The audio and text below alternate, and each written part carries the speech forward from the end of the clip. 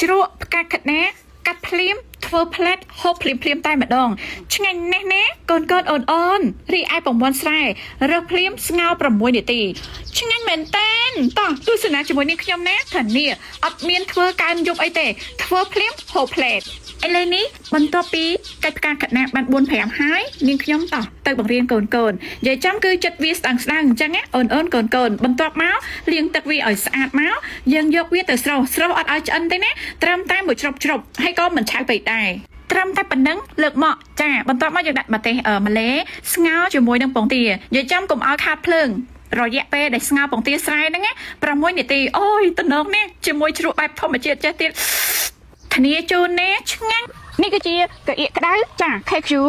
ពីឈុតហ្នឹងគឺល្អប្រើណាស់ផលិតមកពីប្រទេសកូរ៉េមួយនេះបិទបាត់ជើងសម្រាប់ស្រូបជាតិពុលរីឯមួយនេះនៅពេលដែលបងប្អូនឈឺសន្លាក់ដៃសន្លាក់ជើងឈឺកន្លែងណាគឺបងប្អូនបិទកន្លែងហ្នឹងតែម្ដងចាបងប្អូនគេងអត់រក់អីហ្នឹងនេះអានេះល្អហើយបើសិនជាបងប្អូនចា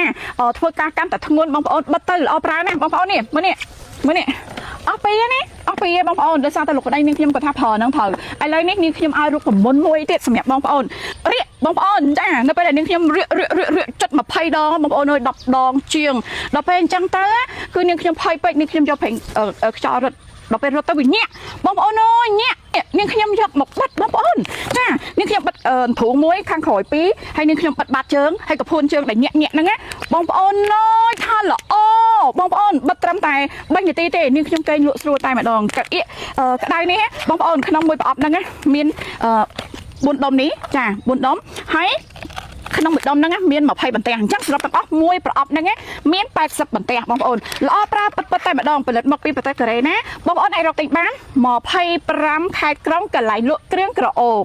តោះលីគ្រឿងជាមួយនាងខ្ញុំណាខ្ទឹមសខ្ទឹមក្រហមជាមួយនឹងម្ទេសម៉ាឡេហ្នឹងក្លុកវាឲ្យម៉ត់បន្ទាប់មកយើងដាក់ទឹកខ្មេច1វែកទឹកក្រូចឆ្មាសុទ្ធ1វែកចាទឹកត្រី1វែកក៏ប៉ុន្តែប្រើ2ម៉ាក់ទៅបងប្អូនយកម៉ាក់ណាដែលបងប្អូនចូលចិត្តទៅណាចា1វែកពេញម្សៅស៊ុបកន្លះស្លាបព្រាបាយប៊ីចេងសុខភាពកន្លះស្លាបព្រាបាយដូចគ្នាទឹកស៊ុគីចំនួន2វែកបើសិនជាបងប្អូនអត់មានទឹកស៊ុគីបងប្អូន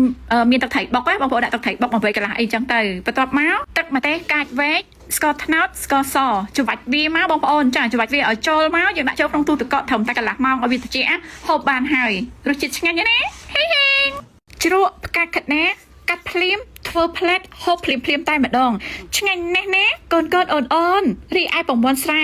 រើសភ្លាមស្ងោរ6នាទីឆ្ងាញ់មែនតើតោះទស្សនាជាមួយនេះខ្ញុំណាធានាអត់មានធ្វើកើនយប់អីទេធ្វើភ្លាមហូបផ្លែតឥឡូវនេះបន្ទាប់ពីកាច់ផ្កាខាត់ណាបាន4-5ហើយនាងខ្ញុំតោះទៅបង្រៀនកូននិយាយចំគឺចិត្តវាស្ដាងអញ្ចឹងណាអូនកូនបន្ទាប់មកលាងទឹកវាឲ្យស្អាតមកយើងយកវាទៅស្រុះអត់ឲ្យឆ្អិនទេណាត្រឹមតែមួយជ្រប់ហើយក៏មិនឆៅពេកដែរត្រឹមតែប៉ុណ្ណឹងលើកមកចាបន្ទាប់មកយើងដាក់ម្ទេសម្លេស្ងោរជាមួយនឹងពងទានិយាយចំកុំឲ្យខាតភ្លើងរយៈពេលដែលស្ងោរពងទាស្រែហ្នឹង6នាទីអូយតំណងនេះជាមួយជ្រក់បែបធម្មជាតិចេះទៀតធានាជូនណាឆ្ងាញ់នេះគឺជាកាអៀកក្តៅចា KQ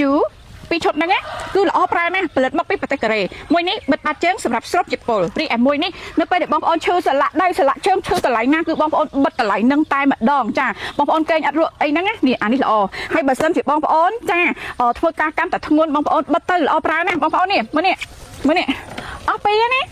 បងប្អូនដោយសារតែលោកប្តីនាងខ្ញុំគាត់ថាប្រើហ្នឹងត្រូវឥឡូវនេះនាងខ្ញុំឲ្យរូបមន្តមួយទៀតសម្រាប់បងប្អូនរៀកបងប្អូនចានៅពេលដែលនាងខ្ញុំរៀកចិត្ត20ដងបងប្អូនអើយ10ដងជាងដល់ពេលអញ្ចឹងទៅគឺនាងខ្ញុំភ័យពេកនាងខ្ញុំយកប្រេង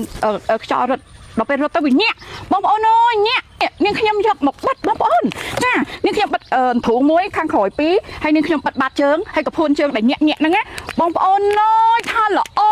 បងប្អូនបិទត្រឹមតែ3នាទីទេនាងខ្ញុំគេងលក់ស្រួលតែម្ដងកាអៀកក្តៅនេះបងប្អូនក្នុងមួយប្រអប់ហ្នឹងមាន4ដុំនេះចា4ដុំហើយក្នុងមួយដុំហ្នឹងមាន20បន្ទះអញ្ចឹងសរុបទាំងអស់មួយប្រអប់ហ្នឹងមាន80បន្ទះបងប្អូនល្អប្រើពិតតែម្ដងផលិតមកពីប្រទេសកូរ៉េណាបងប្អូនអាចរកទិញបាន25ខេត្តក្រុងកន្លែងលក់គ្រឿងក្រអូបតោះលីគ្រឿងជាមួយនាងខ្ញុំណាខ្ទឹមសខ្ទឹមក្រហមជាមួយនឹងម្ទេសម៉ាឡេហ្នឹងក្លុកវាឲ្យម៉ត់បន្ទាប់មកយើងដាក់ទឹកខ្មេច1វែកទឹកក្រូចឆ្មាសុទ្ធ1វែកចាទឹកត្រី1វែកក៏ប៉ុន្តែប្រើ2ម៉ាក់ទៅបងប្អូនយកម៉ាក់ណាដែលបងប្អូនចូលចិត្តទៅណាចា1វែកពេញម្សៅស៊ុបកន្លះស្លាបព្រាបាយប៊ីចេងសុខភាព កន្លះសាប់ព្រាបាយដូចគ្នាទឹកសុគីចំនួន2វែកបើសិនជាបងប្អូនអត់មានទឹកសុគីបងប្អូនមានទឹកត្រីបុកណាបងប្អូនដាក់ទឹកត្រីបុក1វែកកន្លះអីចឹងទៅបន្ទាប់មកទឹកម្ទេសកាច់វែកស្ករត្នោតស្ករសច្រវាច់វាមកបងប្អូនចាច្រវាច់វាឲ្យចូលមកយើងដាក់ចូលក្នុងទូទឹកកកត្រឹមតែកន្លះម៉ោងឲ្យវាត្រជាក់ហូបបានហើយរសជាតិឆ្ងាញ់ណាស់